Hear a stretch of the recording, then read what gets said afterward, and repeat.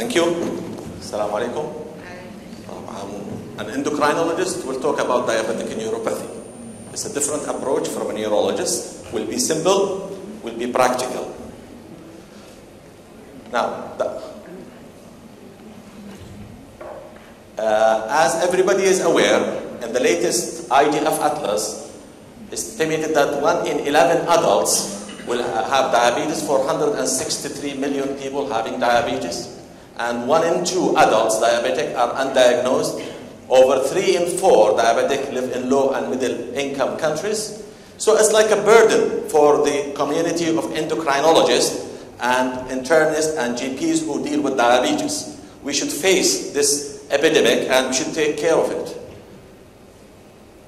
Now, in this part of the world, as everybody is aware, right now we have 55 million people suffering from diabetes in the MENA area, and we are expecting this number to go to 76 million by 2030, and by 2045 it will go to 108 million. So the number is increasing. The number of people interested in doing endocrinology is not increasing because there is no money there. So everybody will be suffering soon. Okay, diabetic neuropathy. Just this is what we are going to talk today about it. And if you are lucky, you work in a diabetes center, then you most likely have a podiatrist who will solve this issue for you, and you will not even have to check the feet of your patients. But most of people are unlucky. They have to do it themselves. So what's the best way? What to know about such a condition in a simple, practical way? Now, diabetic neuropathy is the most common neuropathy in developed countries. In one of the major landmark studies, including 4,400 patients, which were followed for 25 years, 50% of them have neuropathy. So it's a big number. And the prevalence increased with the duration of diabetes. The longer you have diabetes, the more risk that you will have diabetic neuropathy. Other studies also have shown a prevalence rate from as low as 21% up to 49%. These are big numbers. And then this will lead to a higher morbidity, including diabetic foot complications, which is the major cause of amputations in adults. Nobody here is a neurologist, but this is how a healthy neuron looks like, and this is how a neuron of a diabetic person looks like. Since nobody is a neurologist, we'll just skip this one. Okay, what are the reasons? What are the pathogenesis behind that? There are multiple factors. One of them is metabolic factors, like accumulation of the advanced glycosylation end product, accumulation of sorbitol, disruption of the hexoamine pathway, increased oxidative stress, activation of the polymerase pathway, disruption of protein C kinase. So this is really boring for the practicing physician, but just learn about it. Ischemia, nerve ischemia, focal fiber loss, small vessel vasculitis, another pathogenesis for developing diabetic neuropathy. Nerve fiber repair mechanism, it's impaired in diabetes due to disease-induced loss of the neurotropic peptide. That culminates the factors why diabetic patients tend to have more neuropathy than others. What is the most common, which we'll talk about, is distal symmetric polyneuropathy. Of course, there is autonomic neuropathy, which we'll not talk about, thoracic lumbar nerve, individual cranial nerves, peripheral nerve disease, asymmetric involvement, mononeuropathy multiplex. All of these are usually dealt by the neurologist when you have such a specific conditions. Autonomic neuropathy can be involved between the cardiologist, gastroenterologist can be involved in some cases, and so forth. Now, DBN is mainly a distal symmetric sensory polyneuropathy. We have large nerve, which you should be aware of, and small nerve. So if you have a large nerve fiber loss, that leads to impairment of the vibratory sensation and proprioception and reduce the ankle reflexes. The small nerve fiber loss leads to impairment of pain, light touch, and temperature sensation. This is what you should examine in your clinic. There also have to remember that 50% of the patients coming to your office have no symptoms. So 50 of them, they don't complain of anything. There are something called negative symptoms, which means numbness, weakness, which is due to the nerve fiber loss or dysfunction. There's the positive symptoms, tingling sensation, pain. They are usually worse at night due to abnormal function of the surviving nerve fibers. With the disease progression, the sensory loss ascends, and when reaching the mid-calf area, it appears in the hand. So if you see a patient comes to your clinic, they have numbness in both hands and feet, and they are early diabetic, it's unlikely related to diabetes. Screen for something else. So usually the long axons are affected first. Motor involvement, so sensory first, motor involvement with frank weakness occurs in the same pattern, but very late and in more severe cases. Now, the complications of that is usually insidious in onset, can lead to formation of foot ulcers, that's what we care about, and muscle and joint disease. The progressive loss of the protective sensation predisposes to ulcer formation. We have two kinds of ulcers we're dealing with, acute ulcers and chronic ulcers. Acute ulcers due to dermal abrasion, chronic plantar ulcers usually, and in those areas which are having bearing weight. The chronic ulcers are usually multifactorial in DBN, autonomic dysfunction, and in vascular insufficiency. So always remember, we are dealing more with chronic ulcers. Now, the complications in the distal motor axonal loss results in the atrophy of the intrinsic foot muscles and imbalance between the strength in the toe extensors and the flexors. And that leads to a chronic metatarsal phalangeal flexion or cloto deformity. Now this, as you see here, how does it look in this diagram? This leads to calluses that can cause fissure, become infected, and ulcerate. So one of the dangerous complications of untreated diabetic neuropathy. The other one, collapse of the arch. This is the normal foot, how it looks like. When you have a collapse of the arch of the midfoot and the bony prominences, leading to Charcot arthropathy, fragmentation, sclerosis of the bone, new bone formation, subluxation, dislocation, stress fracture, and you end up with a Charcot foot, which we do unfortunately see patients still suffering from this. Now, who we screen? Who we should screen? Anybody? As per the American Diabetes Guidelines, type 2 diabetes, the minute they are diagnosed, they should be screened for diabetic neuropathy. Type 1, 5 years after the diagnosis. Pre-diabetes, if you have a pre-diabetic patient, A1C 5.9, they have symptoms of polyneuropathy, they should be screened. Type 1 and type 2 diabetes who did not have it in the first time, then every year you should check for that.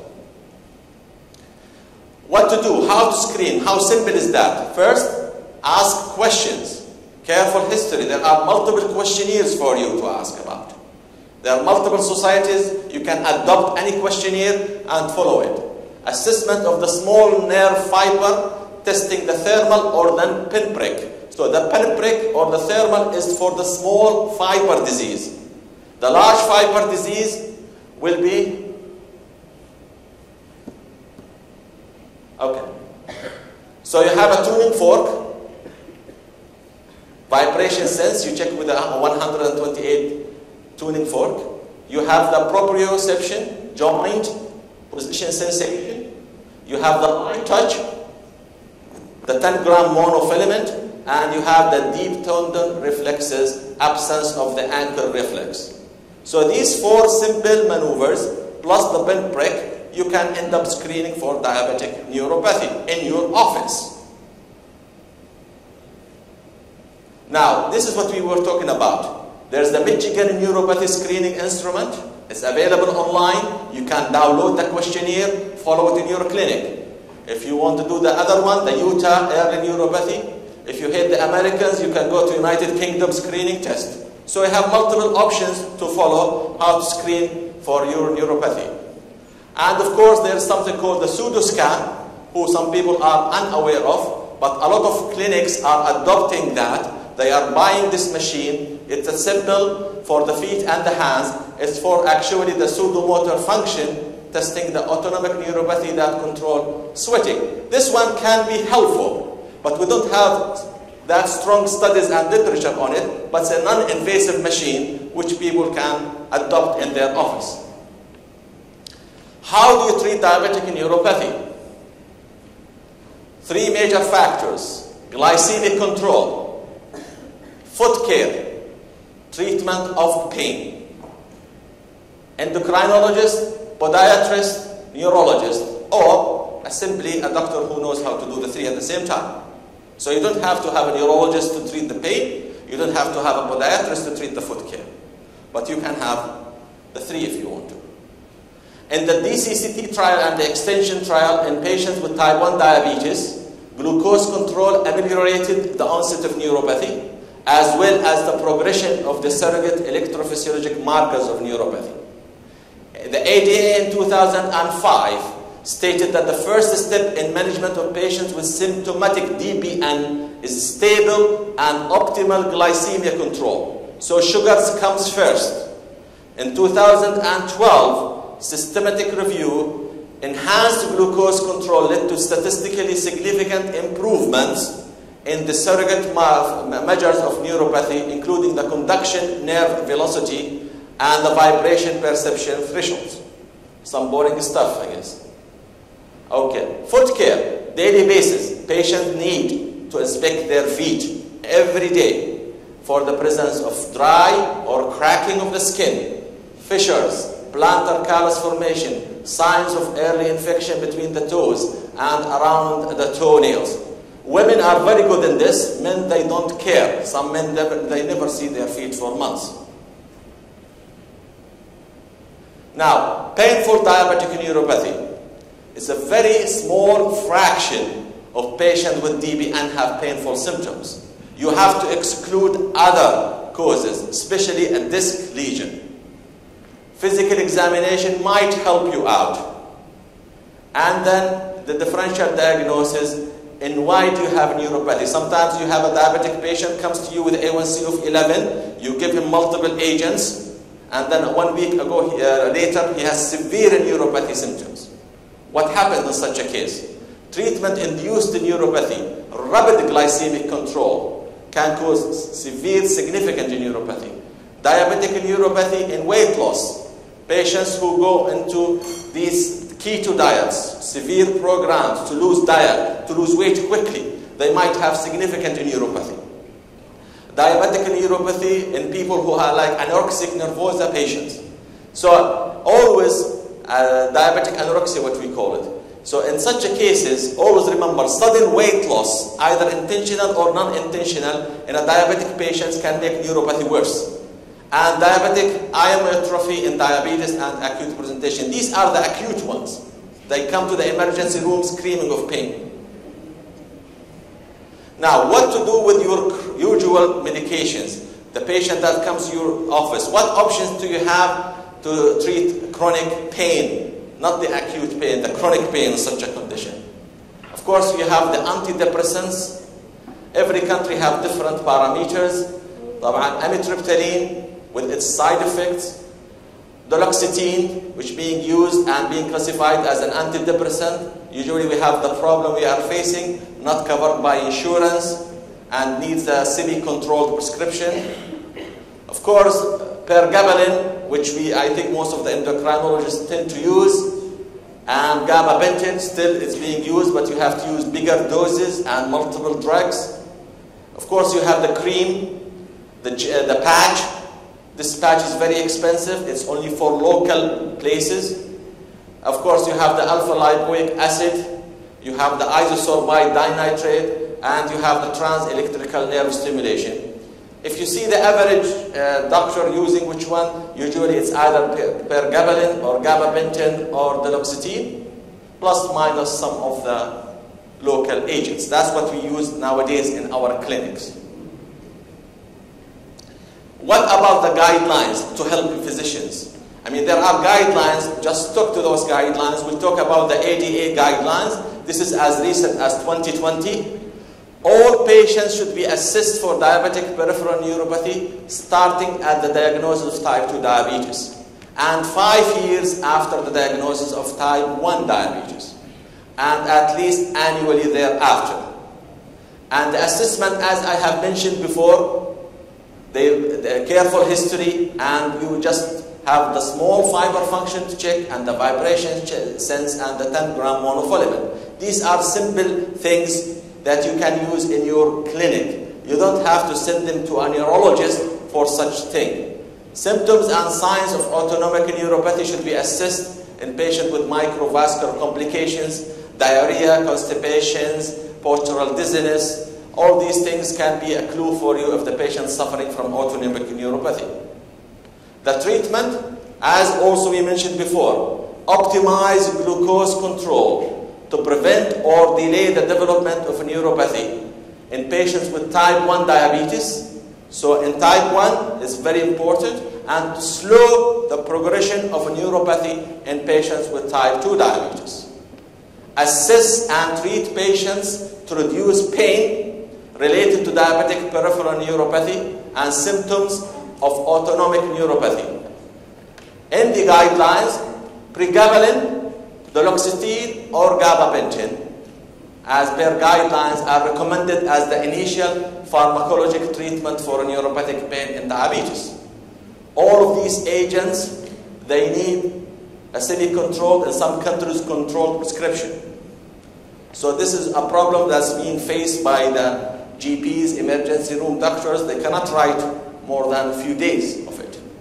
The diabetic neuropathies are a heterogeneous group of disorders with diverse clinical manifestations. Early recognition and appropriate management is very important.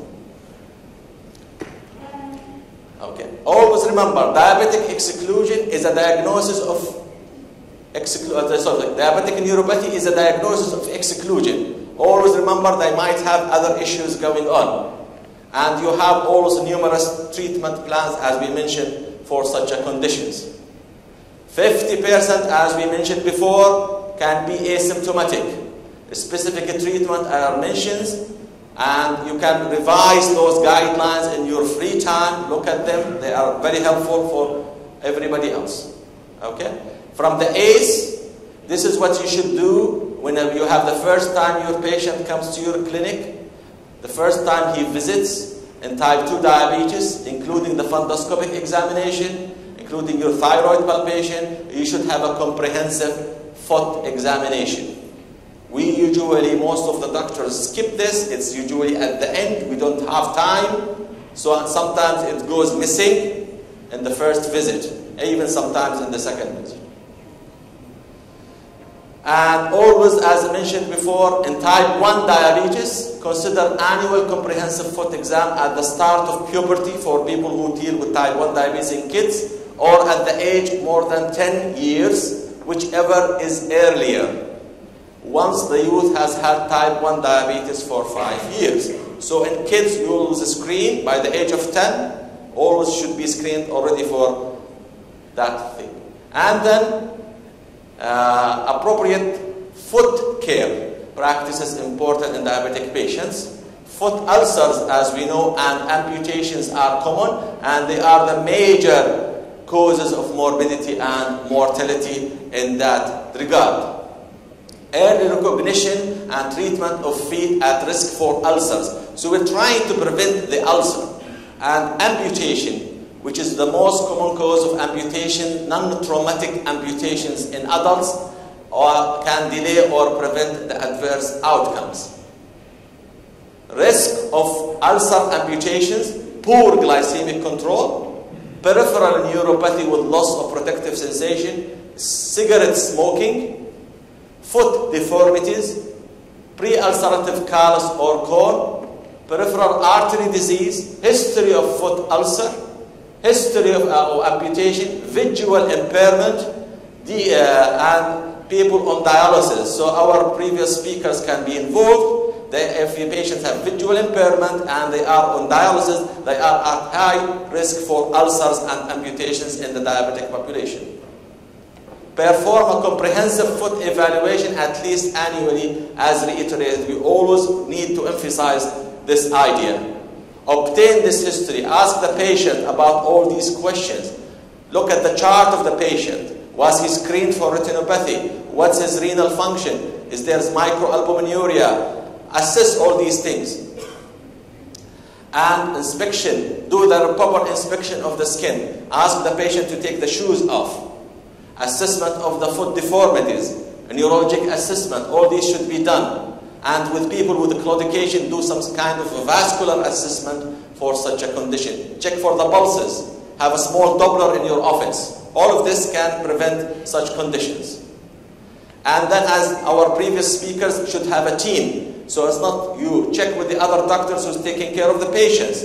Assess for the other risk factors, especially in dialysis patients, especially in patients with charcot foot, prior ulcers.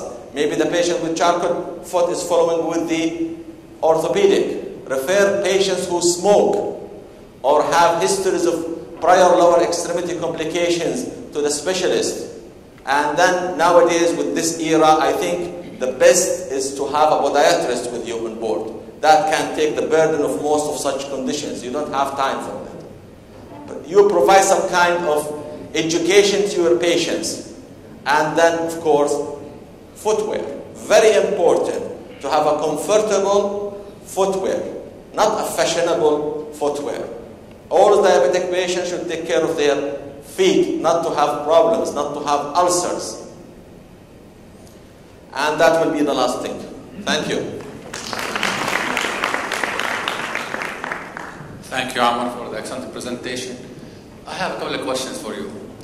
Workup, when you have someone have the symptoms or the signs of diabetic neuropathy, do you do any workup or send them for nerve conduction studies, or just usually it's not recommended to send the patient for a neurology or EMG studies. If it's a simple, straightforward DPN, there is no need, okay, and it will not add too much for you unless you are worried to exclude other causes. They might have a disc disease or the symptom doesn't make sense to you. Then you can refer to a neurologist. But to go straight ahead and do EMG, a nerve conduction study for every diabetic patient, no. There is no proof. Do you do any basic workup like B12, especially patients take? Yeah, of course. If you want to exclude, you have to do electrolytes, you have to do vitamin B12, you have to do thyroid, other potential causes that can cause a neuropathy, as you mentioned. But TSH, vitamin B12, simple blood test, especially you have to exclude renal function, and such cases that can cause neuropathy-like symptoms. Now, regarding the treatment, do we use combination therapy? Do you use it? Combination therapy, meaning what? You meaning using, in severe cases, you can use duloxetine and pregabalin at the same time. It has been used in such cases, and we start titrate up the dose with pregabalin, and sometimes we use also, of course, other agents in addition to them, but there is no contraindication to use Cymbalta plus minus Lyrica at the same time. Because I notice sometimes when they give higher doses, people starting feeling tired, difficulty. Of course, you have to look for the side effects of sometimes giving combination agents. I think it do a better job in these cases. We need to refer to the neurologist if you have a complicated case and you need help in that regard. Okay. Any other questions?